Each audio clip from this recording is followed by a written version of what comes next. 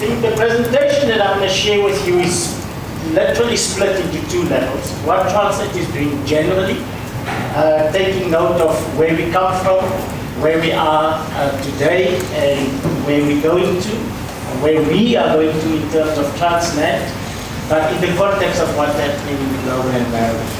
And then delve a little bit more specifically into the rail business as well, as Harry has been saying. Today is a rail session. So to delve a bit more into just giving an idea of what we do on the railway side of the Transnet group of businesses. So we are, as an integrated logistics company that operates freight rail networks, pipeline networks, port and terminals, and manufacturing businesses. My colleague Salim Peterson is here. He's going to talk a little bit more in depth about the ports side of the business. I won't focus too much on it. Last year's revenue, almost 73 billion rand, with operating expenses of 40.4 billion, and EBITDA of 32.5 billion. Before earnings before interest, tax and amortization, does look good. Our net profit after tax and interest was just under 5 billion. We made last year alone capital investment of 21.8 billion rand, and with the total investment as the Transnet Group over the last 6 years of 165.6 billion. That's a lot of money, ladies and gentlemen, to have invested in the South African transport system.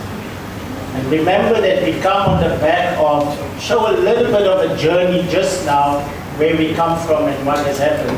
But we do come from an environment where somewhere between the late 80s and 90s, up to around the mid-2000s, 25 years or so, then there was virtually no to very little investment that we've made in Transnet. Certainly on the railway side of the business, very little. The port side of the business did get quite a bit of investment over the time, and the pipeline business again was based on installed capacity. About 3% almost of our personnel cost goes into training, with a lot of that focus on the engineering and artisan disciplines. Our BBB spend for last year was nearly 26 billion, 25.8 billion, and about 87% of that is measured procurement spend of our total spend. Just a little bit on the rail side, on the general freight business, we moved 90.8 million tons of traffic, a 3.2% increase. Coal export 77 million tons, 30% increase, which is a new record.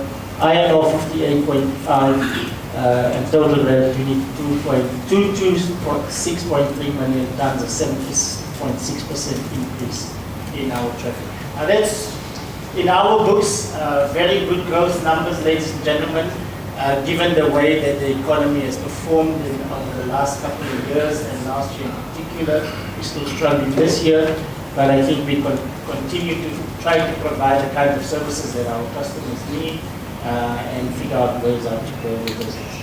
Container throughput through the ports, the total port system, 4,664,000 containers, which is a 3% increase. I think the days 10 years ago or so, when we could talk of regular container increases globally and even in our country of around 7-8% here and there, a year of 10% growth, 9% growth, were the heydays. But I think we're quite content again with 3.6% growth increase, given less than 2% of GDP growth. Again, remember those numbers that I shared on the rail. We're going to go through a little bit of a journey here. Pre-2005 was the 4-point turnaround plan. A lot was about redirecting the business and restructuring the balance sheet. It wasn't looking too good for the Transnet business at that time. I think gearing at the time, if I remember, I was then at the shareholding department of Transport in 2000, after Public Enterprises in 2005. And if I still remember correctly, I think the Transnet gearing at that point was nearly 88%. And being all things to all people, a couple of key investments there in the ore line and in the port of Durban. Durban customers will remember the 5-year Durban 2005 plan, the basic infrastructure in Newtown. The next 2 years was the 4-point turnaround plan, better focus in business and re-engineering, corporate governance and culture change, some other key investments there again. Quantum leap 2008 to 11, building on the 4-point turnaround plan. And then the last 6 years, 5-6 years, we're now in the 6th year of the market demand strategy, which saw accelerated investment based on creating the kind of capacity where we knew that the market had sufficient demand for. Prior to that, we were very much based on what is the capacity that we have, and that's the maximum that we can serve the market with. So we made some major shifts there. Just for instance, if we take the O line, you would see that before 2005, if I do remember correctly, there's a colleague in the room that can correct. I think before 2005, the O line had a capacity of 46 million tons. Investment was made to take it up to 41. The next couple of years, investments were made to take it up to 47 million tons, and then to 51 and 60 million tons where we currently are. And so we did with it. The MDS period signaled a significant shift in our investment program where we focused a lot of our investment on the general freight business. This was also the direction we were getting from our shareholder department, the Department of Public Enterprises, the Minister of Public Enterprises, as well as the policy department, the Department of Transport. Where are we heading to over the next 7 years? Transnet 4.0 strategy has been launched this year.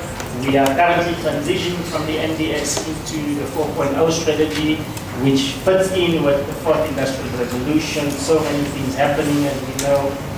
And what we are looking to do as Transnet is diversification of the revenue streams of the business, geographic expansion into the SADC region and the continent, and beyond the continent as well, and a big focus on digital transformation, with some significant investments again to support that strategy.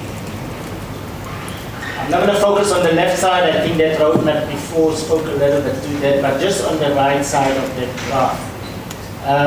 The purple line representing our ambitions for expansion of the Transnet businesses in the region, on the continent, the geographic expansion.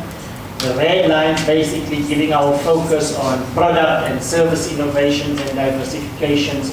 These are value-added logistics services, back-of-port logistics services, 3PL, sometimes 4PL services, a lot of partnerships with other companies in the logistics and supply chain environment, liquefied natural gas markets.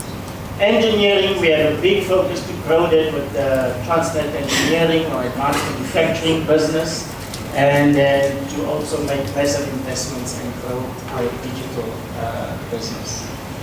It's going to require new capabilities. Those new capabilities are going to require the new investments, and to make those new capabilities work efficiently to our customers and for the economy of South Africa, we are going to invest in training and building new competencies and skills across the Transnet group of businesses.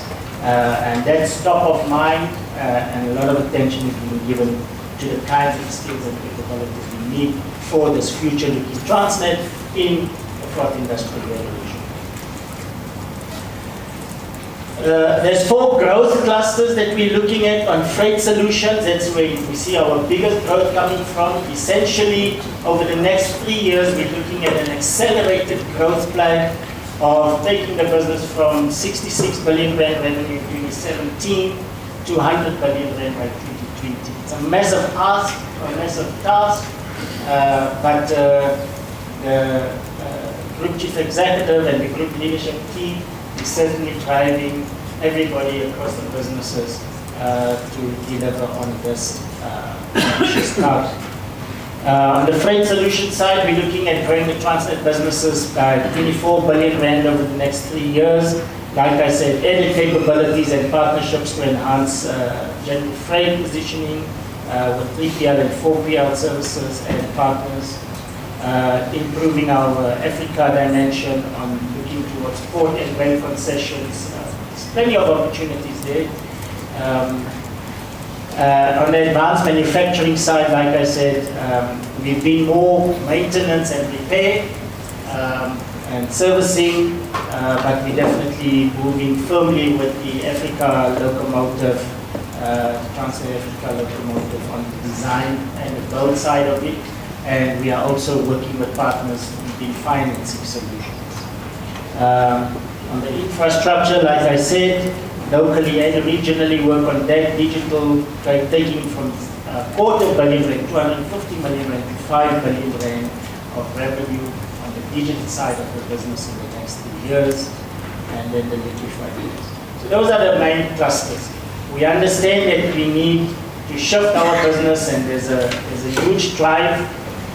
Again, the group CEO always, even when he was the CEO at TFR, used to always remind us when we're having leadership discussions. You can say what you want to about anything else, but culture is strategy for business. You can have a nice plan, looks good, all the things are there, but if the behavior of people are not consistent with what we want to achieve, it's going to be a massive task. And so the behaviors that we are pushing in the business to deliver on this new vision is to be agile, more digital, admired, and united. Admired is interesting to be a preferred choice for investors and talent, as we see on the last bullet point at the bottom of the quadrant there. Just last week, at the Top Employer Winners Award, we again received a Top Employer Award, TFR, in the logistics sector. I think it was the top employer. In the other businesses, we were one of the top employers in the transport and logistics sector, 3 years in a row now. So I think that is testament to the way that we take care of people, the way that we invest in the continued education and skills upgrading, and that's going to be continue to be very important going forward. Before I start showing you the 5-minute marker. So we have on the left-hand side there a set of high-level imperatives that we get from the Department of Transport, Public Enterprises, our shareholding department, as a set of strategic intents. And basically, I just want to focus on the middle three. On the customer management side, we need to improve supply chain visibility, we need to reduce the supply chain costs. On innovative products, we want to enhance product development process in our businesses and focus on partnerships to enhance the product offerings.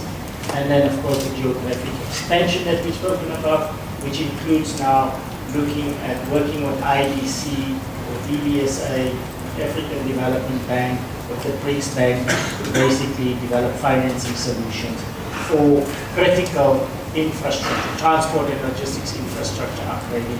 That as we upgrade in South Africa, how do we make sure that there's concomitant upgrading in the region so that we can improve regional trade. The social aspect of the business and what we do as a state-owned company to ensure that there's direct and meaningful impact that we do in the business.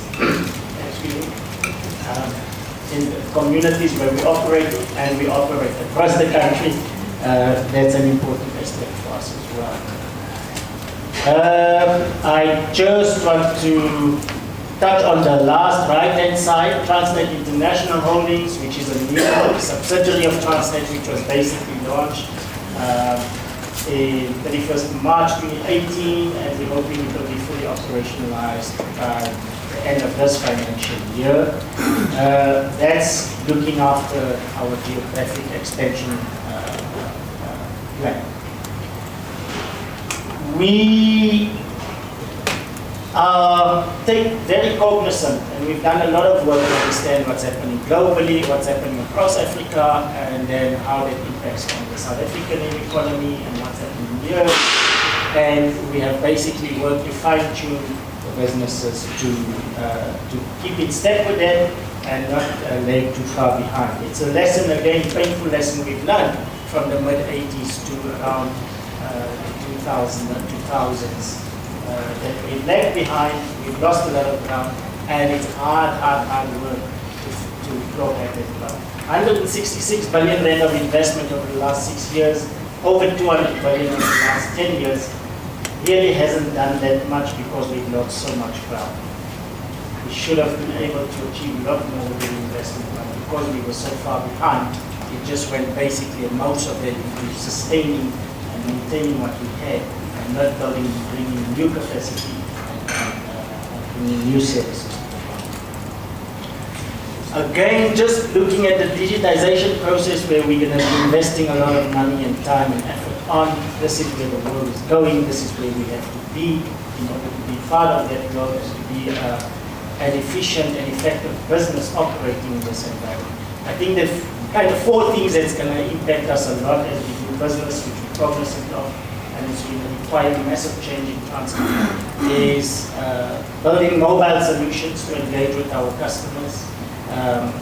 The extreme nature of individualization of customers and segmenting customers on a very, very individual basis. The changing consumer base that is driving how the customers of Transnet, their endpoint customers, wants to receive goods in the time in which they want to receive it. You know, these millennials, they just don't have any patience. Any of the 30, 40-something-year-olds that have young kids, it's a crazy environment that we are working on. But we have to adapt our businesses to cater for that. These are the future consumers. And as we know, with the way that companies do their marketing, even if they're going to be ultimately the future consumers now, the marketing is still done in a way that parents are forced to buy the stuff that the kids want. So even now, they're buying decisions in those households. And so it's something that we've got to take note of. The social impact of our business is important business. I'm going to skip this one, spoken of it. So our focus, maximizing value creation in current markets with the existing products and services that we have, diversify the business with new services and also into new markets, and then accelerate this diversification through digital innovation and realize new business models for Transnet. It's specifically new private sector partnership models, because we can't do this, something can't. In terms of capability and market offerings, product offerings, as well as in terms of ability to invest in all of this, we just simply can't do it by ourselves. I think after a long journey, long road, many years, and not necessarily, I don't want to say love service, but talking the talk, I think we finally getting to the point as Transnet the last couple of years where we are walking the talk. We do put the customer at the center of the business. We're having a continued strong focus on the customer at the center of the business. And I want to go into this slide where on the left-hand side, you see the customer is at the center, but the customer is dealing with each individual and OT of Transnet and Transnet Group, 5, 6 different interfaces across Transnet. I want to show that where the customer is at the center of the business, but where one entry point into Transnet, and that gets through to the rest of Transnet. On the rail side, we've made a lot of investments. We've grown. We currently move about 15% of the country's tonnage, serving more than 450 key accounts. We run about 1,200 trains a day that moves about 4.5 million tons of traffic per week. The investment in rail over the last 6 years, 123 billion almost. And like I said, it's been helpful for some, but not always enough. We have strong plans working with the regions, railways, and governments to unlock the economic potential of the region through development of the railways and the port systems. And Cindy will talk a bit more about the port system. It remains important. African Union, BRICS, improving intra-regional trade is very significant. There are amazing opportunities there for us. I just want to get to this slide. We see about just over 7% growth potential over the next 5 years in regional traffic alone. Now, let me touch on this one. Private sector participation is key, and developing our people is key. So, we are looking at moving a bit more, as I said, into the value chain and the logistics supply chain. We've been more focused on the upstream side of it, and we do want to go a bit more on the downstream, more on the semi-processed, processed, manufactured side of the business, and we'll be looking at the partners. The one thing that I must emphasize very quickly in the half a minute that I have left, Mr. Van Hastings, is the costs. I think we're well aware as Transnet that we need to move as much more product of rail as possible, of goods as possible onto the railway. The road system, the national road system is taking strain, it's a massive burden. Largely a lot of that has happened because rail has not been able to keep pace. But we're working hard to improve that, and we know that if we do get for every extra ton of traffic that's on the rail, it was previously on the road, we're doing the nation a huge service. The total rail cost, in the last time we did the numbers, and I think Prof. Africa is here, I think you were involved in this analysis. The total rail cost just around the just over 30 billion mark was less than the calculated total externality costs on the road side, which were the accidents, emissions, noise, congestions, man-made releasing that requires to be taken. And now, we're not talking of replacing road. We need to find an optimal balance between how road and rail can work together in a national freight logistics system that makes the country more competitive.